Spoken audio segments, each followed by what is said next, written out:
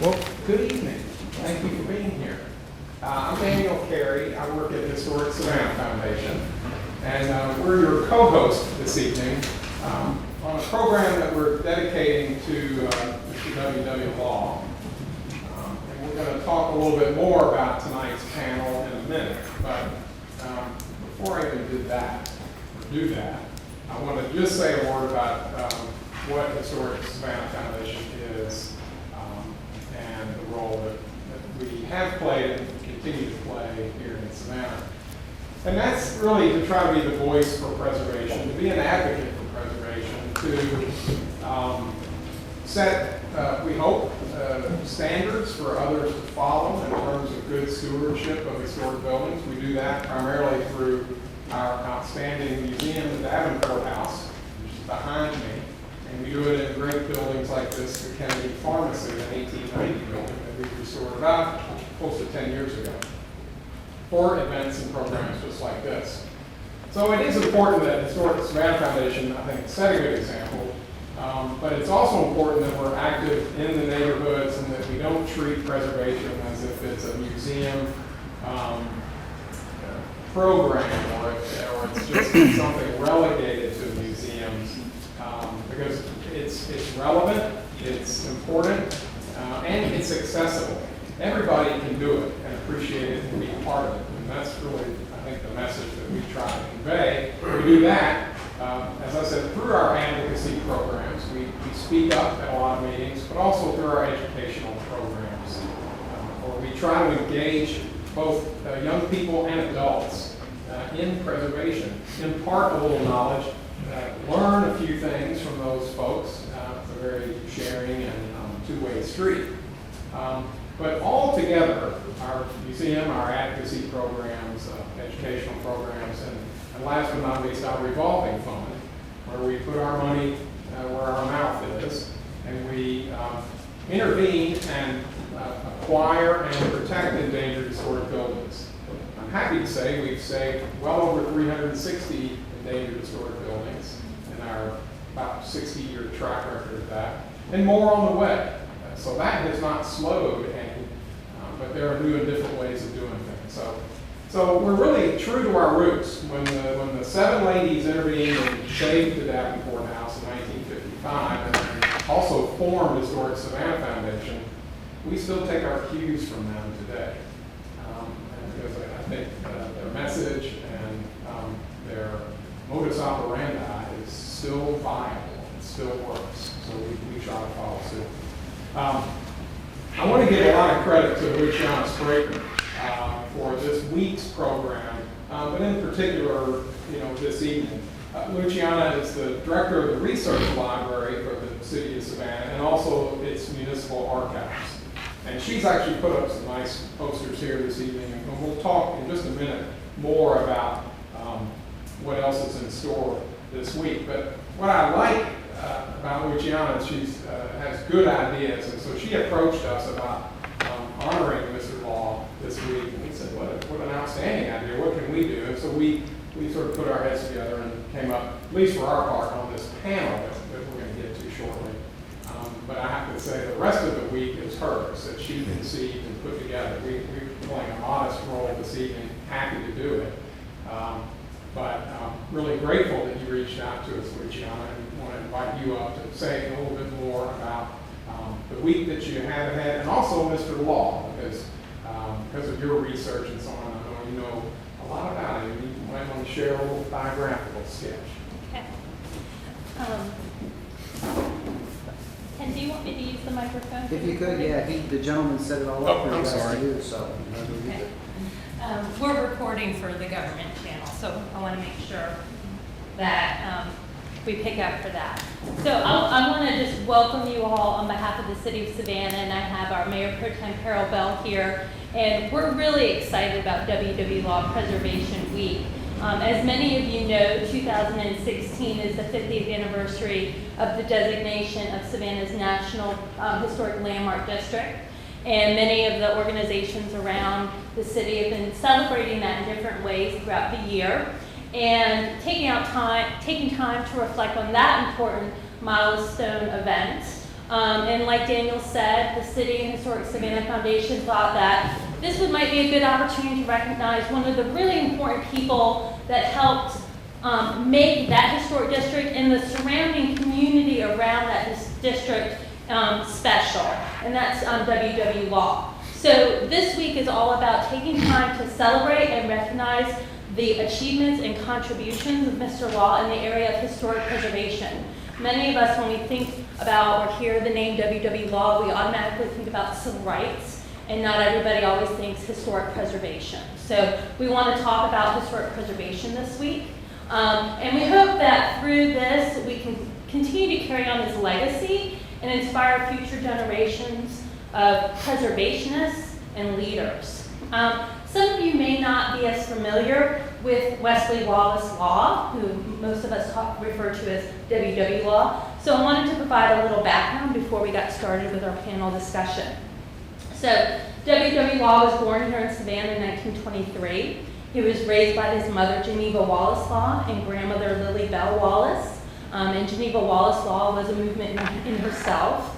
He was greatly influenced by Reverend Ralph Mark Gilbert of First African Baptist Church and his scoutmaster, John S. Delaware. Both Gilbert and Delaware were officials in the Savannah chapter of the NAACP, and Law joined the NAACP Youth Council in high school. He attended Georgia State Industrial College, which is now Savannah State University. He was drafted into the U.S. Army during World War II before he finished school, but he returned after military service and finished his bachelor's degree in biology. He then started a 46-year career as a mail carrier for the United States Postal Service. During his life, he was a long member of the American Legion Post 500, longtime troop leader for the Boy Scouts, Sunday school teacher at First Bryan Baptist Church, which was his home church for his life. From 1950 to 1976, that's 26 years, he served as president of the Savannah chapter of the NAACP. During the 1960s, he led weekly mass meetings at Bolton Street Baptist Church and St. Philip AME Church, during which he urged passive resistance to segregation and nonviolent protest. He was involved in efforts to desegregate Grayson Municipal Stadium, department store lunch counters on Broughton Street, and the beaches at Tybee Island. He led an 18-month boycott of Broughton Street merchants, and was largely credited for helping keep Savannah's civil rights movement more peaceful than those in other southern cities. After finishing his run as NAACP president, he turned his focus on preserving Savannah's African American history and thereby Savannah's history. He established the Savannah Yammercup branch of the Association for the Study of Afro-American Life and History, the King Tisdale Cottage Museum, the Beach Institute African American Cultural Center, the Ralph Mark Gilbert Civil Rights Museum, and the Negro Heritage Trail Tour. He also helped bring attention to and preserve Laurel Grove South Cemetery. He served as a member of the Georgia Heritage Trust Commission, the Georgia National Register Review Board, the Commission, Preservation of the State Capitol, and the Chatham-Savannah Historic Sites and Monuments Commission. All of you should be exhausted by all the work he did. Law received honorary doctorates from the Savannah College of Art and Design and Savannah State University. He was honored by the National Trust for Historic Preservation, the Georgia Trust for Historic Preservation, and Historic Savannah Foundation for his leadership in the field of historic preservation. Mr. Law died in 2002 at his home here in Savannah. Since then, no one has been able to fill his shoes, which, as many people can tell you, walked all over the city because Mr. Law did not drive. So that's a little bit of background. Mr. Law has a wonderful story. He's touched so many people's lives in so many ways, continues to inspire so many people. And I think that the lessons in Mr. Law's life will continue for years and years to come. So I'm really looking forward to hearing how we can inspire these three individuals in different ways, I'm sure. Thank you.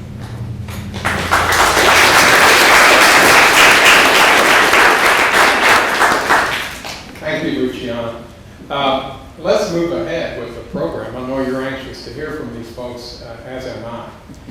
So let me introduce all of them right now, and then I'm going to pose one initial question to them as a group, which each will answer, And we might have a little more back and forth after that, but I want them to give a remembrance of Mr. Law. And then we'll invite you all to ask questions, because it may well be that you all know a lot about Mr. Law and want to have something worthwhile to share. And we look forward to that. And then afterwards we'll have a reception. We'll have a chance to mingle and chat among ourselves. So thanks again. To my immediate left, Dicky Mopper is the co-owner of Engel and Vöelkers, Savannah, which is a real estate company in town. And Dicky has been a long advocate for preservation in Savannah, certainly within the Landmark District and other neighborhoods. He was the founder of the Downtown Neighborhood Association and the Downtown Business Association, and currently serves as chair of the Savannah Development and Renewal Authority. And Dicky has served on the Historic District Board of Review and the board of the Georgia Trust. To Dicky's left is Melissa Jest, who is currently, we're happy to say this, she's back in Georgia. She's the African American Program Coordinator for the Georgia Historic Preservation Division, which is the State Historic Preservation Office in Atlanta. And she will serve as the liaison to the Georgia African American Preservation Network. And Melissa works with individuals and communities across the state to identify African American sites and work to preserve them. Now, Melissa worked at Historic Savannah Foundation for a number of years. She headed up the revolving fund and was responsible for saving many of those 360 buildings that I boasted about earlier.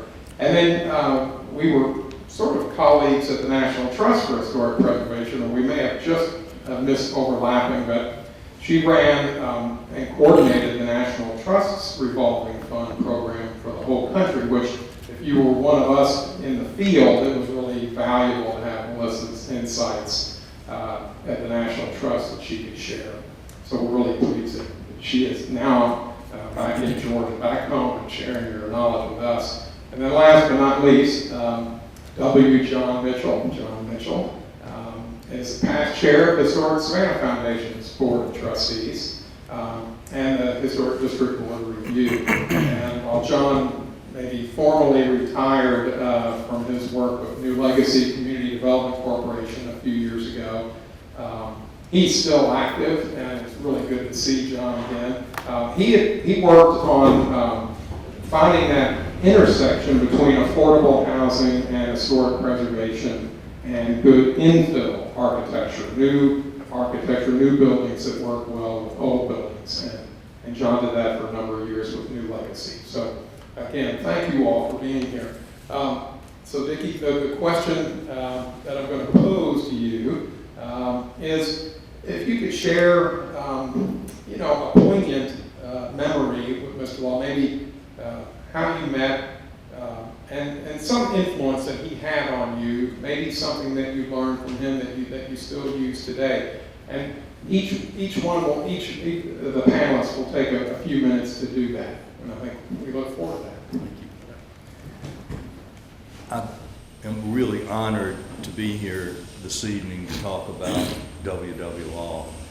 I knew who Mr. Law was most of my life, but I only really became close friends with him in his later years. I was involved in forming a group called the Elbert Square Alliance, which included the Downtown Business Association, Historic Savannah Foundation, Preservation Alliance, and the Downtown Business Association, to try and prevent the construction of what we thought was an inappropriate transit center, inappropriate location. And Mr. Law joined us in that battle. And that's when we first got to really know each other. And I remember very well, we were at lunch one day after we'd given a public presentation, and I asked Mr. Law, I said, Mr. Law, lots of the riders are African Americans, and are you concerned that they're going to be upset with you because you're siding against what they think is best? And he looked at me, and just as straight as could be, he said, Dicky, he said, it's very simple. They're black issues, they're white issues, and they're community issues. And this is a community issue. It's not a white issue or a black issue. To me, that is a really, really important statement. And for someone to be able to, anyone to be able to recognize what's important and not to let color get in the way. So I really took my hat off to him. And the other thing he said to me that I always thought was a riot, he said, you know, years ago when I was involved in the civil rights movement in a big way, he said there were people who would say that I was a racist. And he said, no, I would always look at them and say, I'm an equalist. And I always thought that that was remarkable too. But as far as my day-to-day life, I think about Mr. Law often. I was blessed to become good friends with him. I told Daniel just a few minutes ago that I was in my 50s and Mr. Law told me that he was going to be my mentor. And he was, and I appreciate it. But I looked at him and I said, you know, I'm kind of old to have a mentor. And he said, you need a mentor. So I got one. Thank you. Melissa? My mother had the paper route for Kyle of Brownville while I was in college. And so when I came home for weekends and holidays, you know, there wasn't any partying till, you know, because you had to get up in the morning and go over to the location on Henry Street and roll papers. And so we had the good fortune of having Mr. Law's house on our route. And we threw papers, you know, really, really early in the morning, but we either heard from him or his mom when the paper did not hit the porch. So, but my mom took those calls. But, you know, after that, when I came back home after kind of, you know, traveling around, got a job at the morning news, and was the second African-American reporter hired by that paper. It was a 130-something-year-old paper by that time, but I was the second to be hired. And I covered an event at the King Tisdale Cottage, and Mr. Law gave this glowing introduction of me in the middle of the event that I wasn't expecting at all. And he knew about me. He knew where I went to school, and he knew, you know, things that we had never had that type of conversation. So I was just gobstopped when he was kind enough to, you know, stop this event for me. But the one thing that stuck with me was I did start with Historic Savannah Foundation in 2000. He took me to lunch to a restaurant, local-owned restaurant here on Broughton Street, Nita's. And you all know Mr. Law, you know, he didn't give a lot of eye contact, but he would talk to you while he was looking wherever he was looking. And he said, do you know why I brought you here? You know, you better get it right. And how do you get that kind of question right? And so I said, well, it's a black-owned business, it's a local business, and we're here to support her. He said, I got it wrong. He was like, no, we had to fight to be here. And that's why you are where you are. We have got to be at the table, we've got to be vigilant, and we've got to continue the fight. And I was like, yes. I mean, what else can you say? Good afternoon, everyone. I also had a newspaper route when I was a kid, and we get up very early in the morning and roll those papers and throw them. And if mine didn't land on the porch, I got off my bicycle, I went over there and put it on the porch. Of course, you don't get that service now. Your paper's out on the damn sidewalk in the morning. But I came back, I left here when I graduated from Savannah State as a business major in '68, and I went straight to New York City, where I loved and adored New York. I moved back to Savannah twice. The last time was I got back here at the end of '96. My father had passed, and I used to spend my evenings sometimes. You know, I'm used to New York, and you go to bed late, you party late, and here in Savannah, the sidewalks roll up at 8 o'clock, and I'd be driving around in my little Mustang in the what is now the Historic District, because a lot of construction was going on. And I would look at these places, and I'd do it daytime and night. And so I read in the paper that there was a community meeting, a neighborhood association meeting. And at the time, I didn't remember what it was, but I know now that it was Dicky's Downtown Neighborhood Association. And it was held at the Hilton, right? And I walked in there, And usual like Savannah, there was a sea of people of Caucasian persuasion, and a little piece of pepper in there, and I'm in there. But I had an interest in preservation. I just liked old buildings. I like restoring them, and I've been like that since I was a child, running the kindergarten and looking at the old buildings on my way.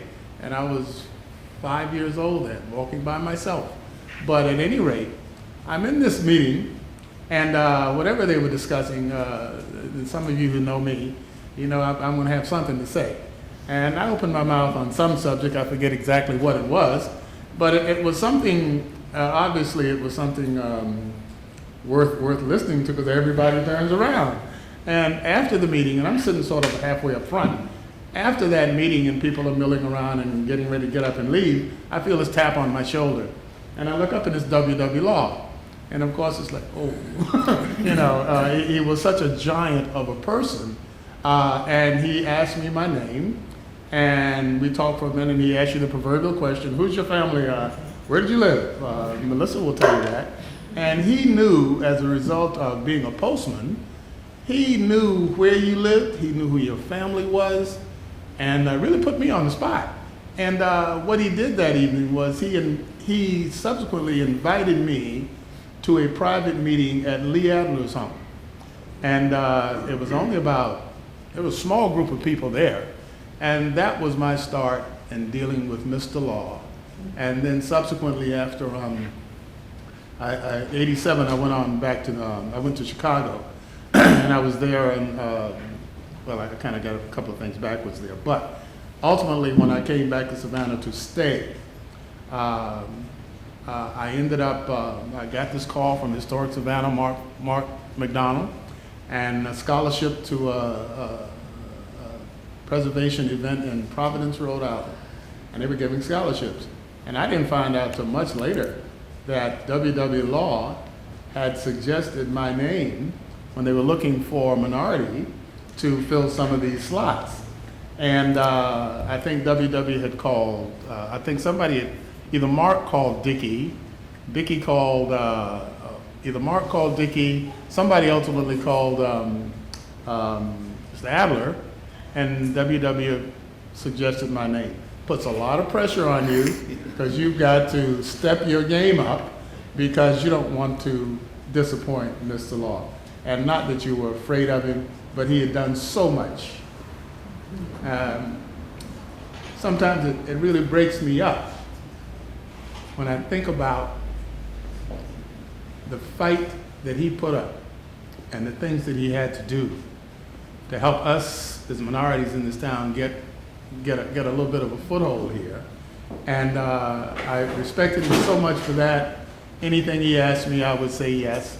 And at a point, if I may quickly, this is a letter from W.W. Law to, not W. John Mitchell, but John W. Mitchell. And it's a little note, and my voice is big enough here. I'm going to just read it to you. This was how he never drove. He got everywhere he needed to go, but he never drove a car.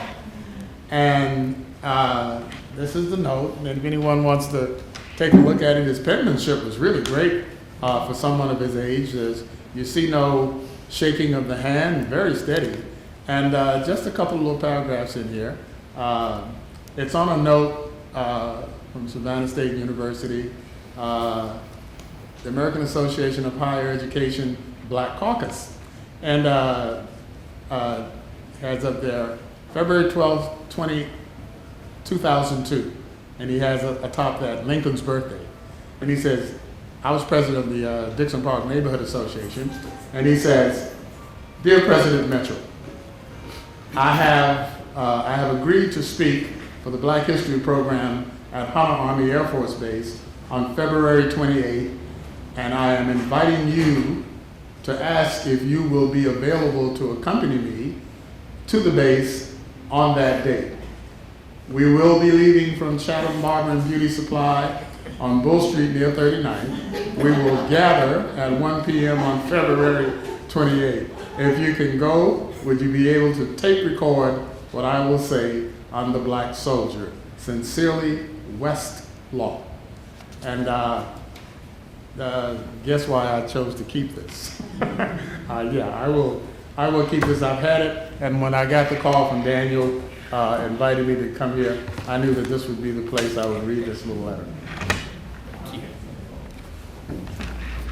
Thank you, John. Thank you, Melissa and Dicky. That's great. We're going to keep this going. I'm going to kind of come back this way, so Melissa, I'm going to try to cue you up.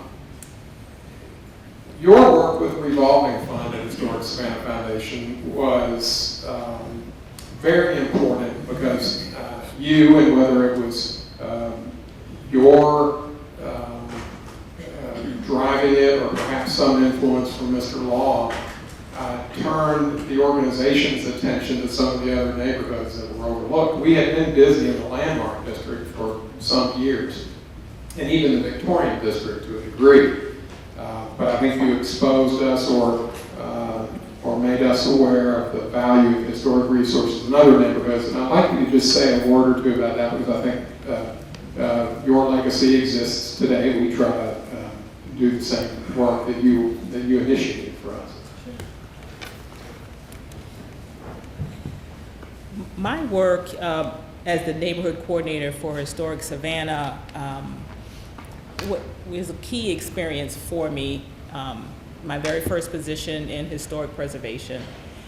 And I was very, very fortunate in having Mr. Law to remind me that, that we in our communities already had assets.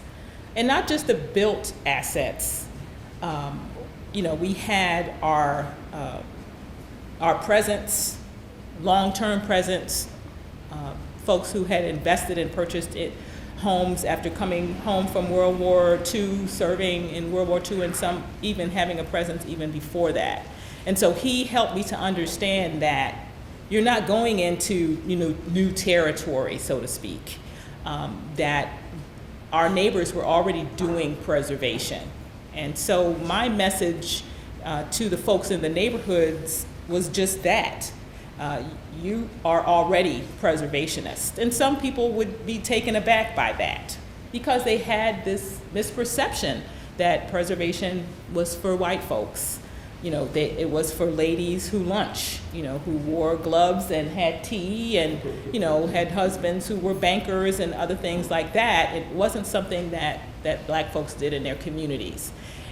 But they were kind enough to allow me to continue to talk and share information with them, and I would love to see the light bulb come on for them in that this was something that they were already doing.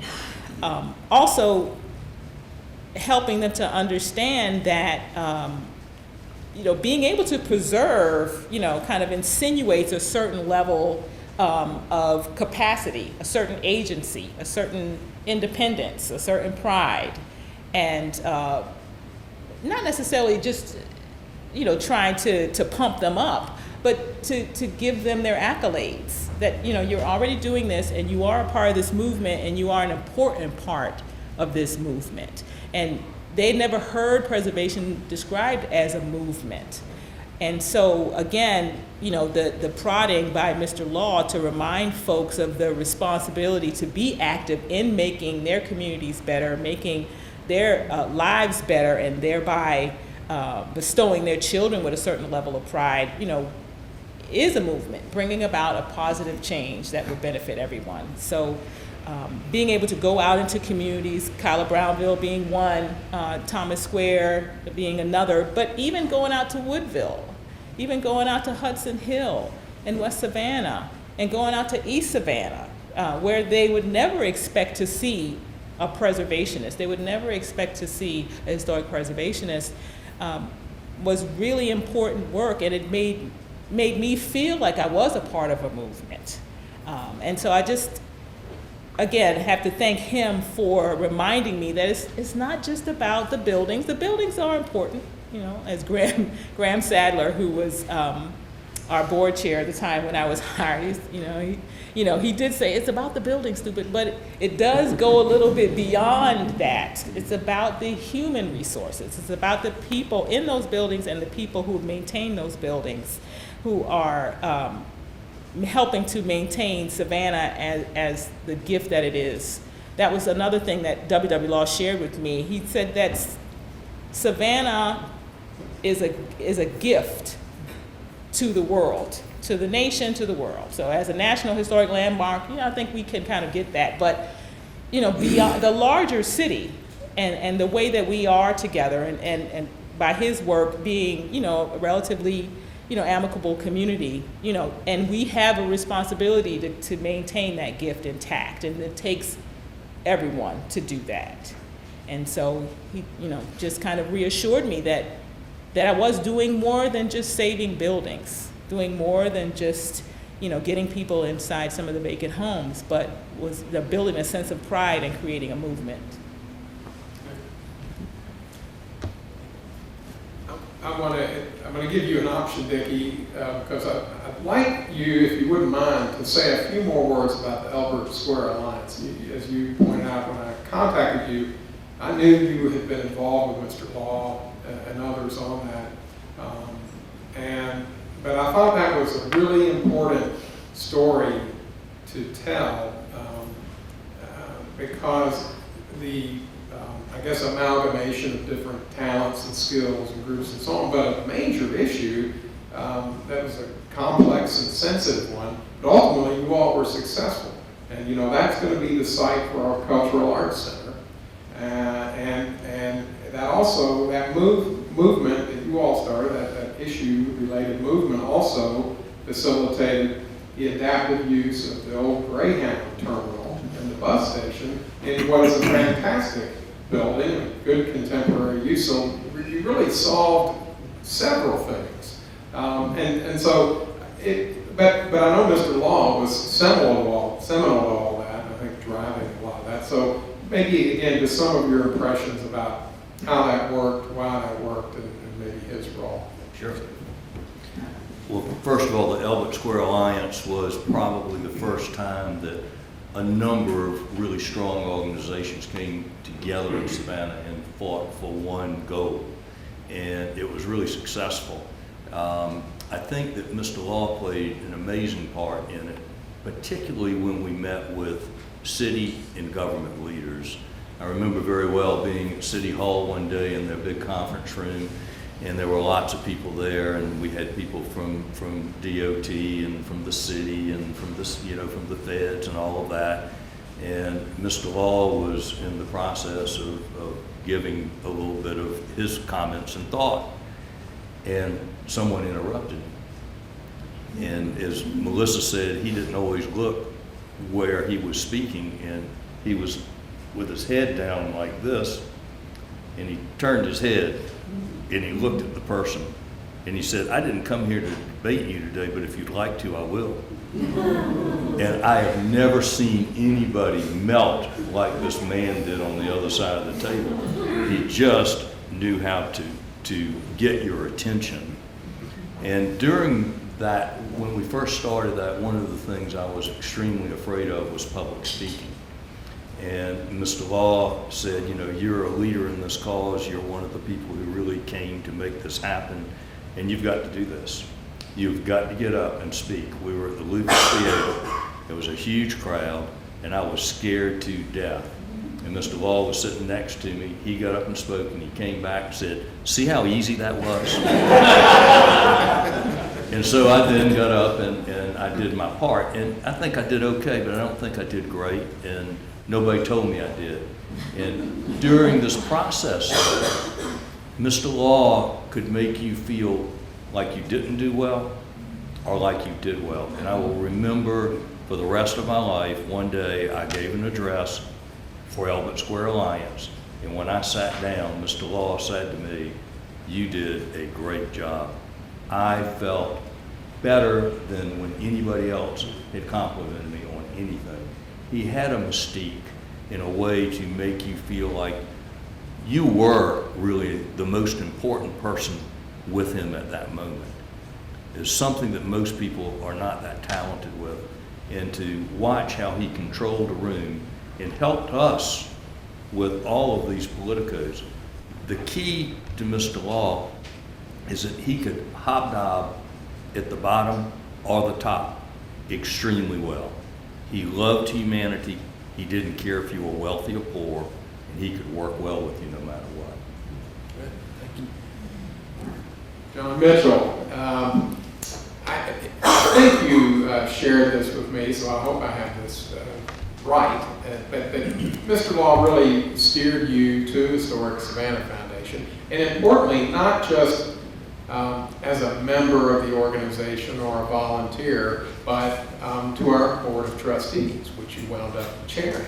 And that's important because I believe you were our first African-American chair. And so if you might say a few words about how he steered you to us and maybe what his expectations were for you. Sure. Actually, he never ever talked to me about that. He saw something in me. I guess, I think he in that meeting at the Downtown Neighborhood Association, you know, when you get up and you open your mouth, if you speak the King's English well, people sort of take notice. And I guess the way I comported myself, that he thought that I would be a good fit for some of these things. And I don't even remember what I had to say in that meeting. But when he invited me over to Lee Adler's place, I thought that was rather interesting. And so when they asked me would I be interested in joining the board at Historic Savannah, I was elated because I had you talk about being committed to preservation. I didn't know I was that committed, but I was. And I was sometimes fond of saying, you know, it's sort of like, when it comes to commitment, it's sort of like a ham and egg sandwich. You know, the chicken has an interest in the sandwich, the pig is committed to it. And that's kind of the way I felt. But his, Mr. Law had a way, you just wanted to please Mr. Law. You didn't want to screw up, trust me. Not that he would berate you or anything like that, but his words would really pull you back in focus. And he also, like the gentleman who he said, I'll debate you, Mr. Law had a way of verbally spanking you. Yes. And you knew you had been spanked. And a very diminutive gentleman, he wasn't a large man. He was not at all concerned about wealth. He was not a rich man at all. And he poured all of his time and efforts into, again, you know, equality. That's what he poured his efforts into. And he had a house. He had bought a building, you know, to get an African-American presence in the midst of all this preservation. And it was on Jones Street in the 500 block. Beige house, if I remember. A duplex number there. And I think, I'm willing to bet he took a loss on that. But he didn't care about the loss. He was trying to, and again, this is not racism, he was trying to get a black presence in that house to kind of balance these things off. And I admired him for that. He was such a student of, his cerebral capacity for information was just incredible. And he had so many documents and papers and things. And when I went over to pick him up, he introduced me to his mother, a small little cottage there on Victory Drive on the west side. And I remember he was showing me some things upstairs. And as I went upstairs, there's maybe about 12 flights of stairs or less, I had about maybe a foot of a path to walk up. Books, books, books, books, books. You know, the only other person I've seen with almost as many as Father Hoskins over here. And I told him all of his shelves are going to fall off his wall one day if I'm doing like this. But he was my former pastor. But Mr. Law had documents galore. And he was frail at that time of his life. And so he couldn't do a lot of the things for himself. And those documents, literally, after he died, I was over at the house with a friend of mine who was doing construction. And the floor, you went in towards the kitchen, the room was to the left. and nothing but papers and things in there. It was so heavy. The baseboard had separated from the floor by that much. That much. And but he was just a collector. And in his final years, I could see the toll that all of life had taken on him. You know, when a person gets up in age like that, some people lose a whole lot of body fat, consequently, they're cold. And I remember sitting with him at a contractors meeting up at the old courthouse when it had to do with contractors getting licensed and having standards for being a general contractor. And he was seated next to me, and I could tell he was bone tired. And sometimes he would kind of nod off a bit, and I could tell he was tired, and he was a little cold. I put my jacket around his shoulders, and you could just feel his bones. And I had to admire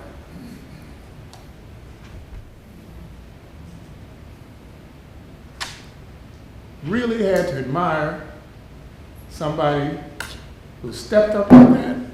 You know, you don't find many people do that. He just bypassed wealth. He didn't care about money. That's when you've got a true pioneer who gets in there and fights. Thank you, John. Again, very helpful. I'm tempted to let these folks keep telling great stories with us, but I want to give you an opportunity to maybe do the same or share something or ask a question. So if it's okay with you all, we'll share with the audience, although I think we could go a good hour with just you all. So I'll just invite anyone, and I can provide you the microphone, but if you have an observation, a question, I'm not picking on you, Beth Ryder, but I see your face over there. I know you've interacted with Mr. Law. But others, anybody else have something they want to share about maybe their time with him? I'd like to. Yes, please, Anna. Introduce yourself if you wouldn't mind. Thank you. Hello, everyone. I'm a chair of the board of the King Tisdale Cottage Foundation, and as you may know, the King Tisdale Cottage Foundation has the Beach Institute in the King Tisdale Cottage, and at one time the Negro Heritage Quail Team. I think perhaps I don't want to tell a story, but I might have a longer relationship with Mr. Law than most of you. I've been knowing Mr. Law since I was in high school. And I was a part of the NAACP Youth Council. And that council met on what is now Martin Luther King Jr. Boulevard. At that time, in the corner of West Broad and Gwinnett was the YMCA. And we would meet up on the third floor in the YMCA. When I was 16, Mr. Law came to my house and said to my mother that he wanted me to attend the encampment for citizenship in Riverdale, New York. And my mother looked at him and said, who else is involved with this? Who's going? At any rate, it ended up that I went. It was a 6-week camp in New York. It was in Riverdale, New York, and there were people from all across the world. One of my best friends was from France. A lot of people from, at that time, the Little Rock, Arkansas situation with desegregation had just happened, and there were people, blacks and whites, from Arkansas, and to see how they bonded and worked through the issues was just gratifying. Now, the 6 weeks, we were just exposed to all aspects of life. Went to the Federal Reserve Bank, went everywhere for Broadway shows. Had a visit to the camp from Lorraine Hansberry, who had lunch with us. It was a rich experience, and it informed my life. And I always appreciate the fact that Mr. Law felt well enough to me to engage me in that. But through the years, Mr. Law taught me so much. One of the things that I would like to say about him is that he had the ability to make contact with every walk of life. I remember when the King Tisdale Cottage first opened, Mr. Law had only to open his mouth, and every important official in this city would show up. And Mr. Law would berate them for what they had not done in this community. And they would smile and promise to do better. But he was also a welcoming person. One of the things that he did every year was to have a big reception for newcomers to the community. When there was a new editor of the morning news, when there was a new president, when there was a new person in positions I really had never even heard of in the city, even found. And we would always have these receptions, and usually there would be about 9 or 10 people who were being welcomed into the community. This was his way of making sure that there was no excuse for folk not working together. When we had our first, as a city, our first African-American mayor, Mr. Law was walking around 2 years before that happened. This is the first black mayor. This is going to be the first black mayor. So I think maybe he had a prophecy in it too. But I was always impressed with the manner in which he included people, the manner in which he did not allow anything to go unsaid if it was important to be said, and also the fact that he kept contact at the grassroots level. When that college was first established there, John, you remember this, there on Huntington Street, the neighbors watched out for that college. They knew everything, they knew who to contact if anything happened, and it all had to do with how Mr. Law was able to make people feel important and to include people. And he could tap resources everywhere in the world to get what he felt was important to improve the situation. Well, I won't go into the times he tapped me and all the things that I ended up working with him doing, but I will tell you 2 funnies, if I may, and I'll sit down. Mr. Law, he wanted to do something special for the semi-quincentenary of the Constitution. Well, it ended up, he got a committee. I ended up doing a proposal which was funded by the Georgia Humanities Council, and the exhibit opened in the state capitol. And Mr. Law, so picked Mr. Law up that morning. My husband and I were picking him up at 4 o'clock to go to Atlanta. He was to give, he was the speaker. So when my husband and I went, he said something happened, he just wasn't going to be able to make it. I said, Mr. Law, you're the speaker. He said, well, you just go ahead and say what you figure I would say. So while I was up there trying, nervous, I'm up there in the middle of trying to present all of this information. Who walks in looking so bad with Mr. Law? And the last thing is another time I was picking Mr. Law up, and when I got there, he wasn't ready, which was unusual. So I pulled my car up on the sidewalk, and I had to leave the blinking lights on. Well, by the time Mr. Law came out, my battery was down. And I had to call the cab and wait for someone to come to my car. Mr. Law was an intellectual. Yes. He was a historian. Yes. I loved for him to talk about the different counties in Georgia. And he knew all about the people and what they had contributed to this great state. He was a historian, and he loved opera. There's so much that could be said about him, and I think it's to Savannah's credit that he is just never going to be forgotten. He was a remarkable person, and he informed so many of our lives and serves as our conscience even today as we proceed in the different arenas. And I know I talked too long. Not at all, thank you very much. Well, I'm going to give you all one last chance, but if you pass on it, then I'm going to give these folks the last word. So, yes, sir.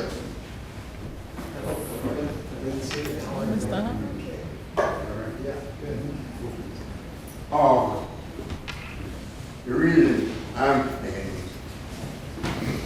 is because of some of the picture preservation, the neighborhood, the interaction with people, the civil rights movement here, and all of those things that you talk about, that the law has hands on this. What happened, because tonight you were showing something that the law wanted. He wanted this to happen. Now, I don't know just how he manipulated it to make it happen, but I can promise you that he did that. Because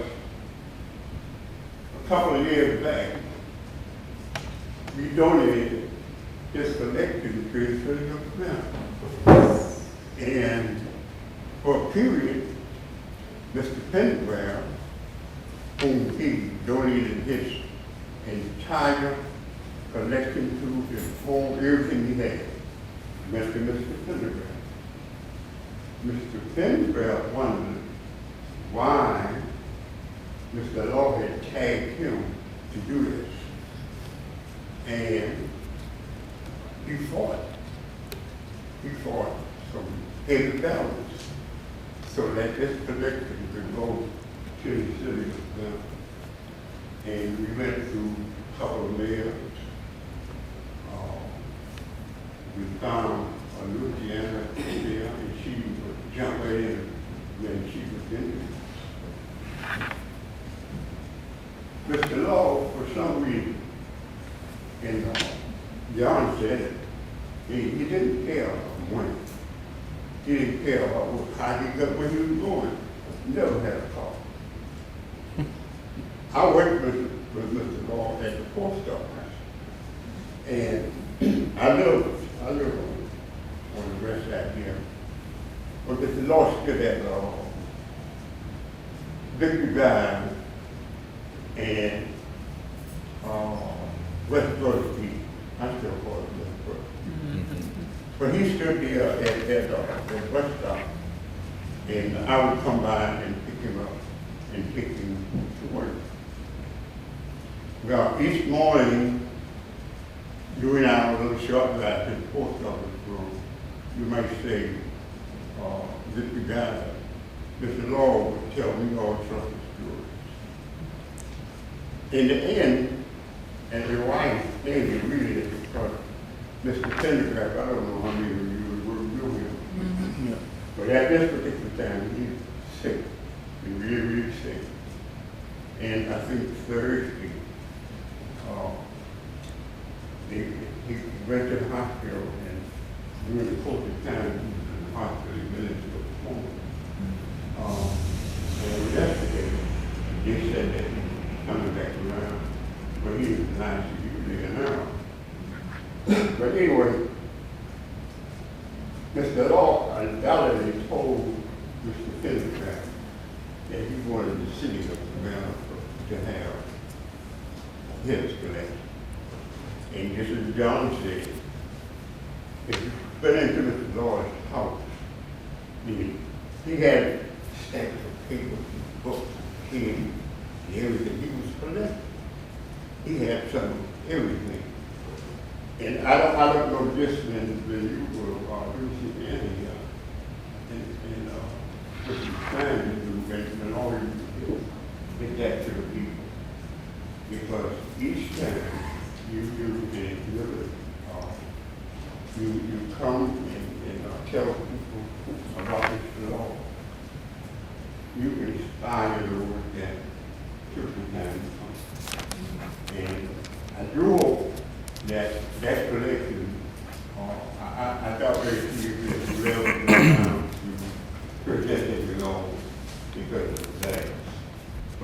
told me that he didn't need money. And that money he gave me, he did a lot for a whole lot of people. You wouldn't know it, but when he died, I don't think he had enough money to bury himself. He told friends of his in Mississippi after money, you could throw him in a hole or something. After that, Throw him in a hole. Throw him in a hole. Thank you. Just throw him in a hole. So I'm going to offer this and let our panelists still have the last word. That was great. And that's this. I think we've heard a lot about expectations. Mr. Law can place expectations on you in a variety of ways, but you certainly knew what they were. So what do you all think Mr. Law would be prodding us about today in Savannah? What would he be pushing for preservation-wise today? Anybody? I won't make anybody go first. I'll say whoever's ready. Dicky, that's great. I think it goes back to each institute neighborhood in that when Mr. Law bought the 2 houses on Jones Street, he was also encouraging the city of Savannah and others to get properties over there that were basically where people were living in squalor, and to see about renovating those houses. And his goal was that those same tenants who were hard-working people, who just weren't making a lot of money, that they would have the opportunity to move back into those units. That was an experiment that didn't work out the way Mr. Law wanted it to, but he and I talked about it a number of times, and he said many times that he hoped that that would be the germ of the beginning of other neighborhoods being able to be developed where good, hard-working people would be able to live in nice homes instead of in poverty. And I think that was something that he would want us all to really fight for, is to make sure that there is good housing for all people.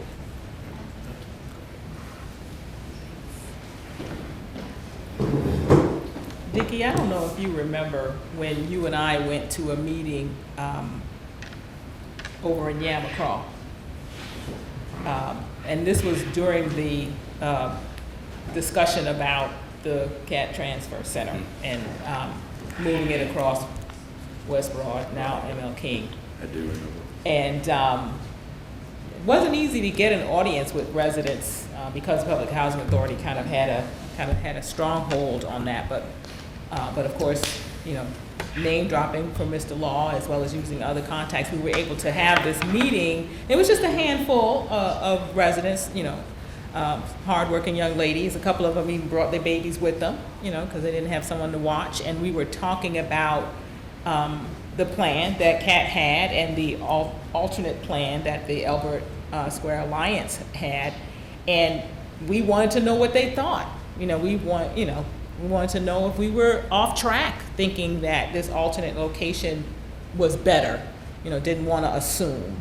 And that was something that, Mr. Law encouraged was, go and talk to the people and hear what their opinions are. And those women, those residents, those neighbors had opinions. And so that leads me also to a time when I got the privilege of taking Mr. Law wherever he was going. I was doing my usual riding around, looking at buildings, driving through the neighborhood, and I picked him up. And he asked me, and I can't remember exactly, he said, what do you think about so-and-so? Something was going on in the community. I blew it again. I did not have an opinion. And he was like, well, you need to get one. You need to find out what's going on, and you need to have an opinion. And I was like, yes. Of course, I'll do that. And so wherever he was going could not come fast enough, because I knew he was going to have another question for me that I was not going to be able to answer. But I said all that to say he would want us as residents, voters, taxpayers to know what is happening in our community, not just our neighborhood, but our city as a whole, and to have an opinion and to express it. Come to the table, be a part of the discussion.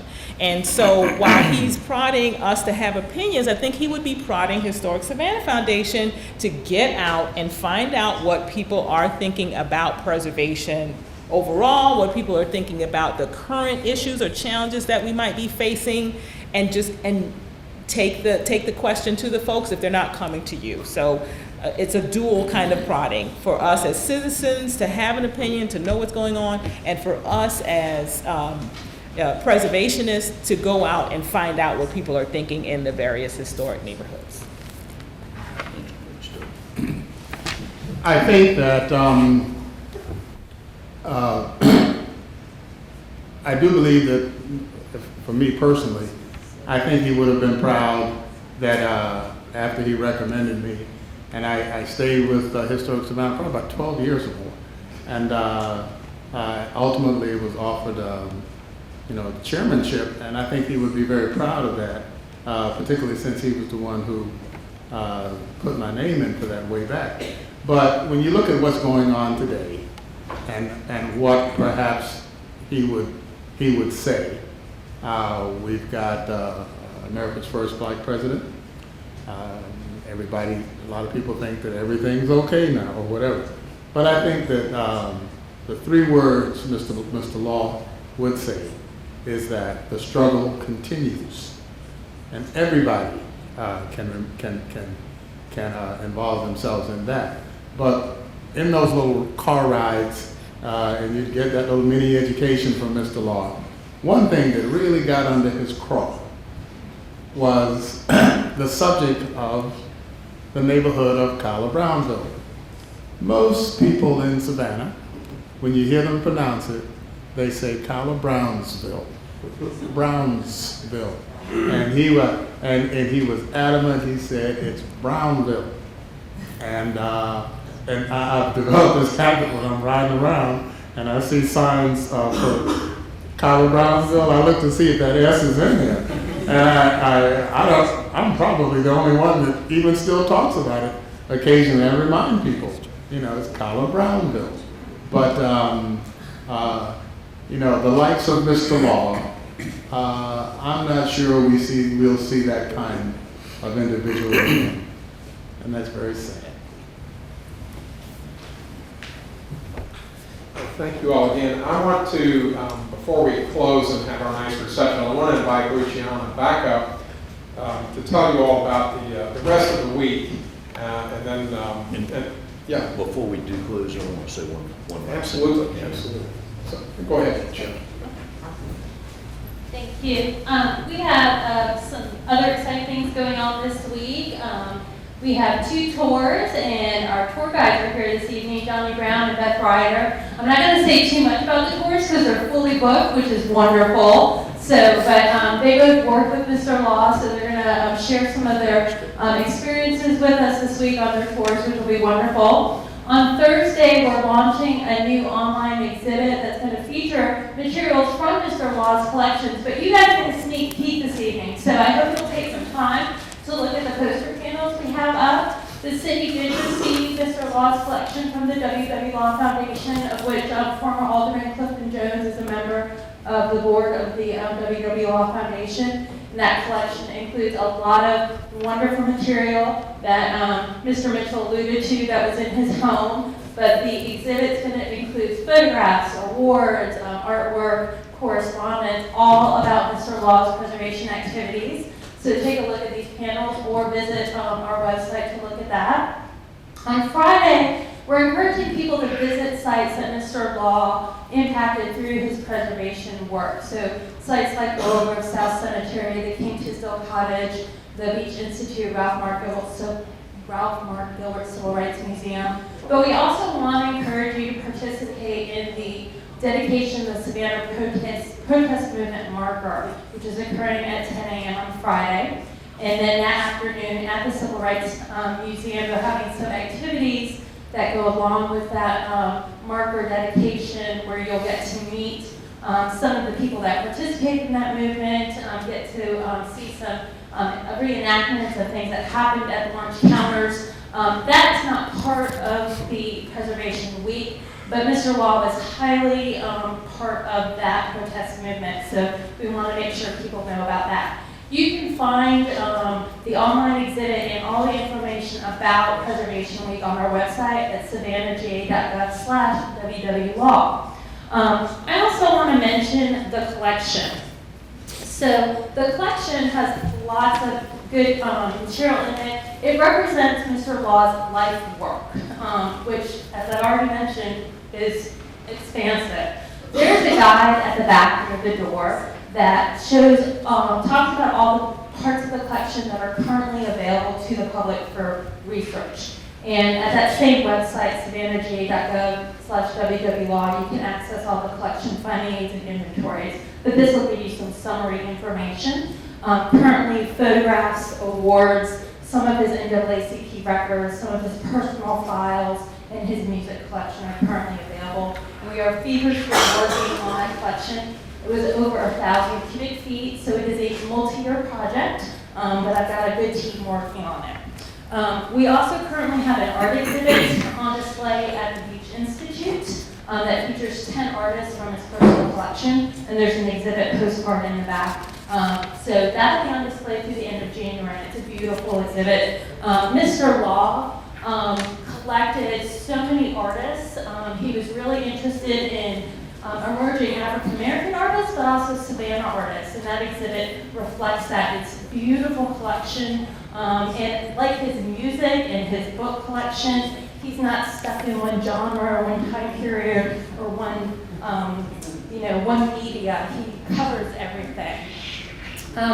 I also want to, and I don't know if I should wait till after Mr. Mopper goes, but we have a little thank you present for them. Should I? Hold on that Okay. for 1 second. Yeah. Oh, wow. Yeah, go ahead, Dave. Oh, just a reminder, you want an education on Mr. Law.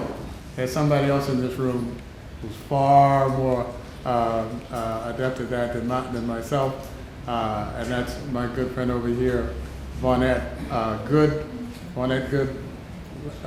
hyphenated, Walker, right? My sister is a Walker as well, but that's someone you need to know.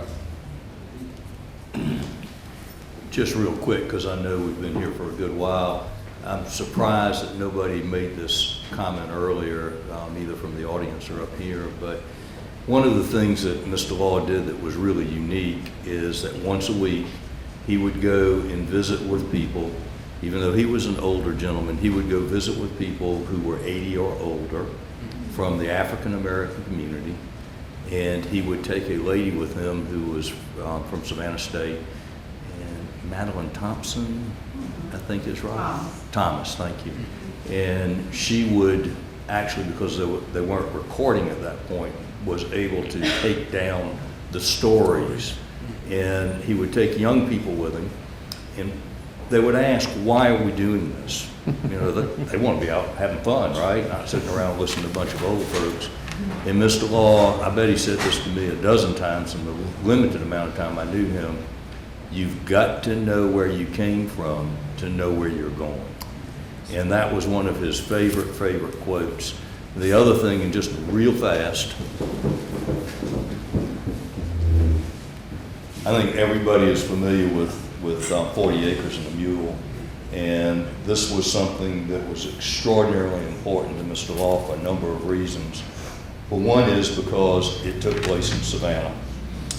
Secretary of War Stanton and General Sherman were here in Savannah, and they met with African American ministers from the community, and that is when they asked them what they wanted.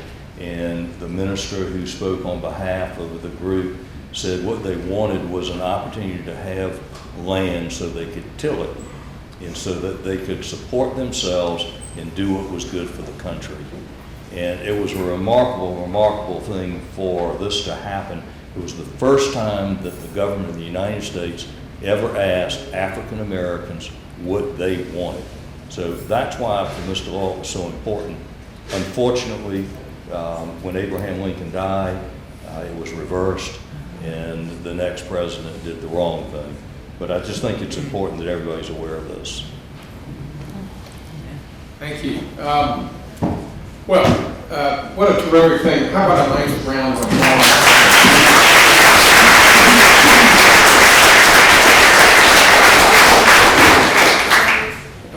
So to Dicky and Melissa and John, thanks very much. You made it very easy for me. All I have to do is tee you up. I want to put everybody's mind at ease, by the way, because there's been a lot of references to Mr. Law's house on West Victor. It's safe and sound. It's actually for sale. I'm not pushing Dicky's products, but HSF played a role in that. The weight that, and Dicky and I were laughing about this, the weight of his collection really started the building imploding. And after he died and the collection was moved out, there were broken joists underneath, and John mentioned this as well. By the time we saw John, it was about a foot out of square. So anyway, we used our revolving fund and we stabilized it and did some other cosmetic work on it. But it changed hands, and then the next person did nice work on it. So his legacy is alive and well in many ways, but importantly, his building is still there. There's a tangible reminder of that. So, coming to a close now. So we're going to enjoy a modest but nice reception by Joe's Homemade Catering, and I wanted to thank everybody for turning out this evening. And look forward to seeing you at other things this week. I miss you because I'm taking the preservation. The Savannah story on the road to West Virginia later this week, so I'm doing missionary work in West Virginia. Yes, John? I won't need the microphone for this. I've got a big enough mouth. But another individual in this room who can really tell you some stories. He's a prolific writer, and that is my former pastor, Father Hoskins over here, Father Charles Hoskins. He once said to me, and I can apply it to today's political movement on one side of the picture, fools being led by damn fools. And I've always loved that. No, fools being led by a damn fool. But he's a prolific writer. Yeah. All right, none of that applies to Mr. Law. But he can tell you about Mr. Law. So modest reception, let's get something to eat and drink and share a little conviviality. Thank you.